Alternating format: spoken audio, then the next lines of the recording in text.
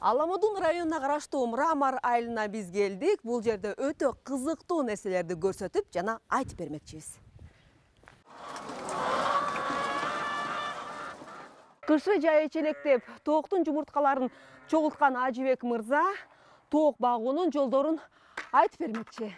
Кечке 1-2-3. Ажыбек Жумакадыров кредит алып Декалп уран тоогунан 1500 сатып алган. Ишти баштоо менен атайын адистерден окуп, тажрыйба алганга аракет кылды. Азыр Айпери экөөнүн жумушу таң зардан башталып, улам жаңыланып, иштөөгө шарт түзүүнүн аракетин көрүшүдө. Тооканага кирердин астында атайын халат, колгап жана маска кийип, бут кийимди дезинфекция кылуу шарт.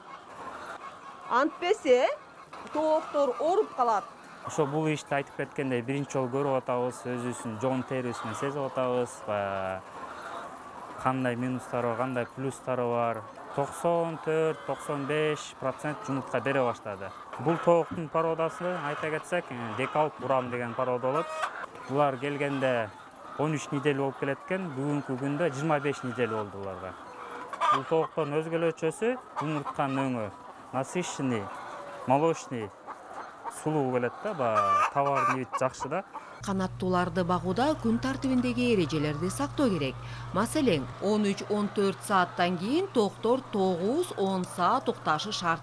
Тоокананын ичиндеги температура нормага ылайык сакталып, ысып кеткен учурда вентиляторду иштетүү зарылчылыгы бар. 18-тен 25-ге чейин норма деп считать этилет. Бирок основной биз жак ысык болгонго байланыштуу биз азыр 20дан баштап 25ге чейин кармаганга аракет кылып атабыз. Күн ысыганда 27ге чыгып кетип атат. Тоокторубуз да көндү. Ажыбек мырза убакытты үнөмдөө менен кол күчүн азайтуунун аракетин көрүүдө. Ал үчүн ойлоп табууларды ишке ашырып, тооктун кыгын чыгаруучу ыкманы жасап чыкты. Жаңы келгенде бир жумадай кыйналдык. Мындай эски вариант менен алып кыгын чыгарып жүрдүк да. Ичи жыттанып кетип атат аябай эле. Анан YouTube'дан көрүп мону жазадык. Бул кык чыгаргыч мындай айлантканда кык өзү түшө берет да, автоматик ылдыйды көздөйчү. Мындан тышкары жумурткалар булганбасын деп, катуу полиэтилен менен торчолордун астын жаап чыкты.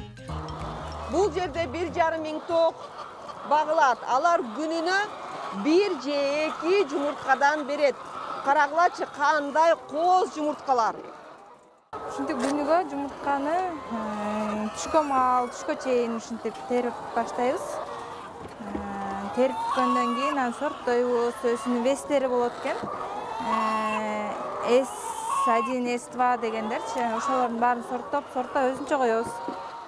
Жумурткалар көп жана сапаттуу болуусу үчүн тоокторду белгилүү бир убакытта тоюттандыруу керек. Аларга берген жем витаминдерге, минералдарга бай болуусу абзел. Суу тооктордун астында үзгүлтүксүз турушу керек. Бул жемде составында буудай бар, арпа бар, жүгөрү, семечка, карасаңар билинет да. Ичинде да таштары бар да. Анан буларга бергенде мисалы көбүрөөк салып алсаң, мисалы булар ошол эле нормадан семирип кетиши мүмкүн, же арыктап кетиши мүмкүн, азыраак салып койсоң. Ошо бир нормалар болот өзүнүн. Ошол менен салып турабыз. Декалп уран тооктору бат эле оору жуктуруп алышы мүмкүн. Мисалы биз ооруп калсак, кирбегенге аракет кылам мен.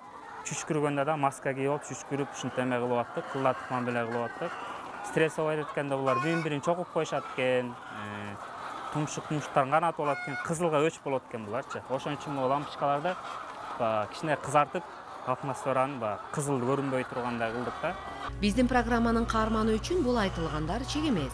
Тоокана ичиндеги шартты мындан дагы жакшыртып, автоматташтыруу, тооктун башын көбөйтүү, кошумча дагы башка тармакты иштетүү деген кыялдары бар. Айдан Астамова, Данияр Амантурулу, Замана студиясы.